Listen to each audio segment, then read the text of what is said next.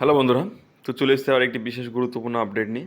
তো WB new update, এক কথায় বলতে গেলে চলে, যেটা যে KP constable exam date, WB constable exam date এবং নতুন ভ্যাকান্সি ডাব্লিউবি অর্থাৎ পিআরবির তরফ থেকে কবে এবং কী ভ্যাকান্সি আসতে চলেছে।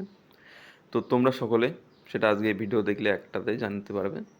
তো তার জন্য বলবো অবশ্যই বন্ধুরা ভিডিওটা সবাই সম্পূর্ণটা দেখো, এবং দেখার পরে যদি কোনো জিজ্ঞাসা থাকে অবশ্যই কমেন্টে জানিও, এবং ভালো লাগলে লাইক করো, নতুন হলে সাবস্ক্রাইব করে দিও, এবং হেল্পফুল মনে হলে বন্ধুর সাথে শেয়ার করো যাতে তারাও আপডেটটি পেয়ে যায়। তো চলো আমরা মূল বিষয় যেটা সেটার দিকে যাব। তো প্রথমত যে কেপি কনস্টেবল এক্সাম 1 সেপ্টেম্বর, তো যেটা অলরেডি কিন্তু ফিক্সড হয়ে আছে যে 1 সেপ্টেম্বর কিন্তু তোমাদের পরীক্ষা হবে, যদি কোনো এমার্জেন্সি কোনো সমস্যা না হয় পিআরবির। তবে 1 সেপ্টেম্বর কিন্তু তোমাদের পরীক্ষা কনফার্ম হচ্ছে। তো এর আগেও ভিডিও বানিয়েছিলাম, তো তোমাদেরকে সেদিন জানিয়েছি যে 1 সেপ্টেম্বর তোমাদের পরীক্ষা হবে। তো এটা গেল যে কেপি কনস্টেবল পরীক্ষার ডেট। তো এরপরে আসে ডাব্লিউবি কনস্টেবল। তো দেখো, ডাব্লিউবি সেপ্টেম্বরে যদি কেপি কনস্টেবল হয়, তাহলে ডাব্লিউবি পরীক্ষা কিন্তু তোমাদের ওই নভেম্বরের দিকে যে হতে পারে, বা নভেম্বরের দিকে হওয়ার সম্ভাবনা আছে।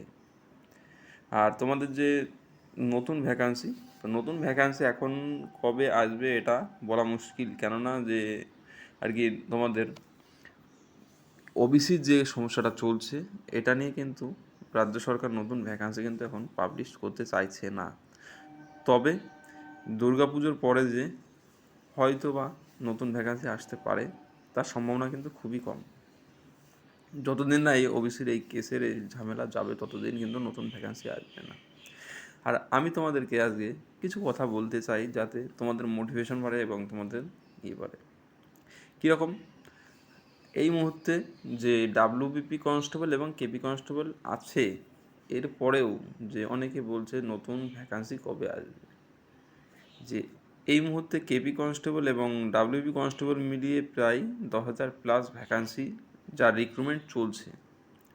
আর যারা পড়াশোনা করছো তাদেরকে আমি একটা কথা বলতে চাই যে ভাই, তোমরা যদি চাকরি করতে চাও, তাহলে এই যে রিক্রুটমেন্টটা চলছে, এইখানে তোমাদের কিন্তু একটা কথা মনে রাখতে হবে, আভি নাই তো কাভি নাই। এইবার না হলে কোনো দিনও হবে না, এটাই আমার শেষ রিক্রুটমেন্ট, এটাতে আমাকে চাকরি দিতে হবে। এই কথাটা যার মনের মধ্যে একবার ঢুকে যাবে, যে তার সাথে জি জান লাগিয়ে পড়াশোনা করতে পারবে, সেই কিন্তু চাকরিটা পাবে।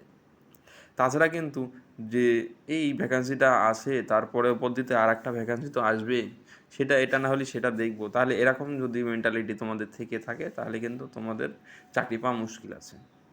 তো এটা আমি নিজের এক্সপিরিয়েন্স থেকে বলছি। তো যে আর কি গাছের উপর উঠে আবার ধপ করে মাটিতে পড়ে যায়, তারপরে ধীরে ধীরে আবার ওঠে, তো সেই এটা জ্বালা বোঝে। অর্থাৎ তোমরা যখন একটা রিক্রুটমেন্টের একদম ফাইনাল মেরিটে যে বাদ যাবে, তো সেই বাদ যাওয়ার থেকে তোমরা যদি সেইভাবে প্রিপারেশান নাও, তাহলে তোমরা কিন্তু সেই বাদটা যাবে না। অর্থাৎ ফাইনাল মেরিট থেকে বাদ যাওয়া যায়, পিলি থেকে বাদ যাওয়া তাই, চাকরিটা তোমার হবে না। দুটোর মূল ব্যাপার এটাই।